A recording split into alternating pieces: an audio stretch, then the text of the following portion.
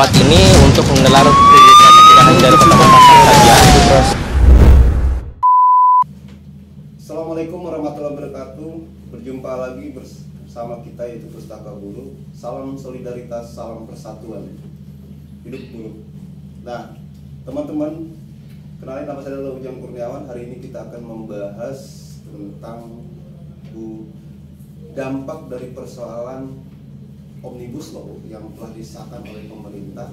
Apa sih yang dirasakan oleh khususnya kaum buruh perempuan lah, ya? Ada apa dampak-dampak dari Omnibus Law dan juga bagi kaum buruh perempuan khususnya yang mereka yang tahu tentang ekonomi rumah tangga, ya.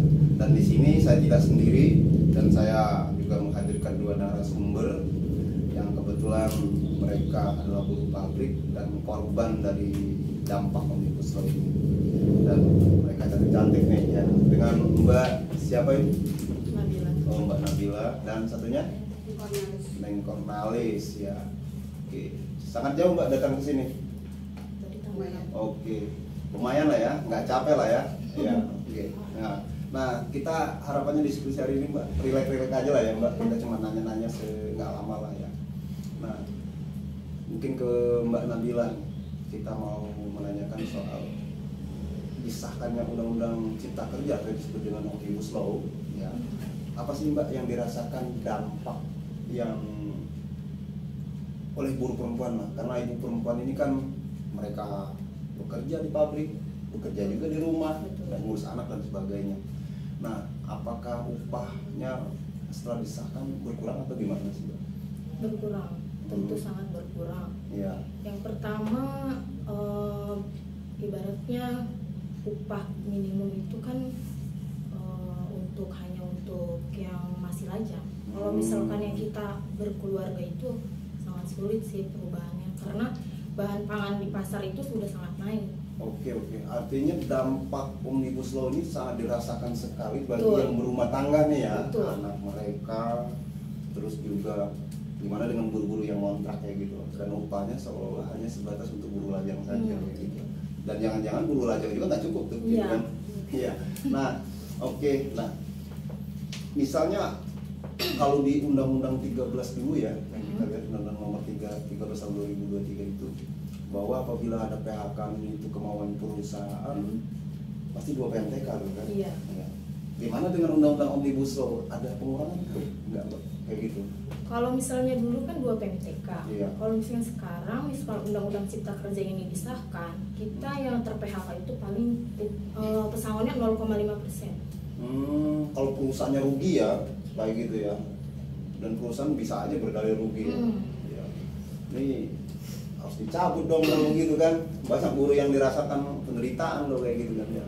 Nah, kalau Mbak Neng Kornalis, apa nih korban dari setelah pemerintah mesahkan? Katanya pemerintah kan undang-undang ini untuk menarik investasi, kebutuhan lapangan pekerjaan kayak gitu. Nah, tapi kan ternyata berbalik nih dengan situasi hari ini kayak gitu, banyak PHK dan sebagainya kayak gitu. Gimana Mbak?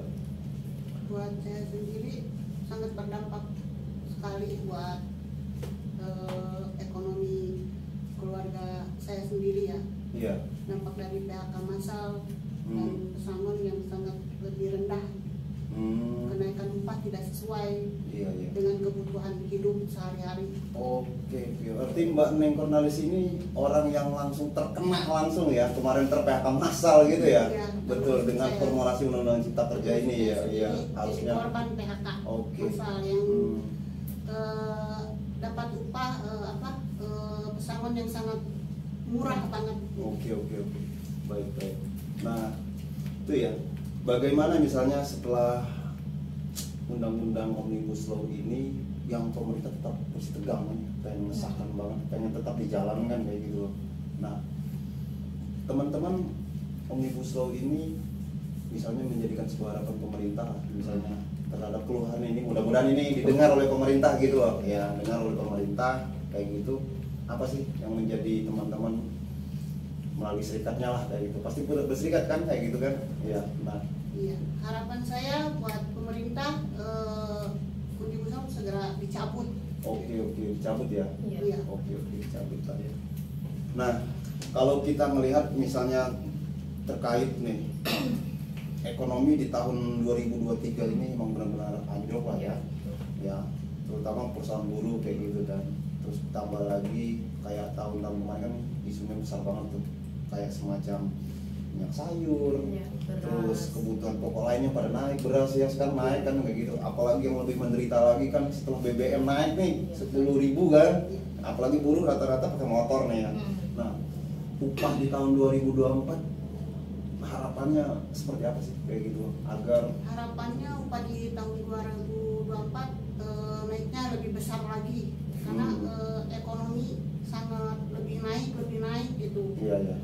Jadi dari biaya sekolah, ekonomi, dari bahan pangan, bahkan dari solar semua serba naik gitu. Jadi kita juga sebagai buruh butuh menaikkan upah yang lebih besar lagi gitu. Iya.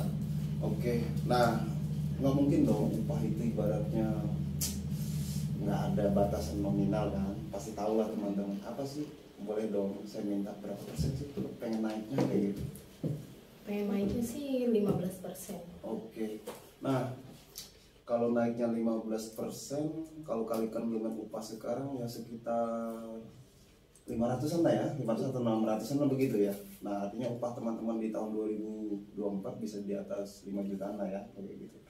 Nah, kalau kita tarik ke belakang kayak gitu, dengan upah naik 15%, apakah itu udah mencukupi dengan kehidupan kaum buruh misalnya?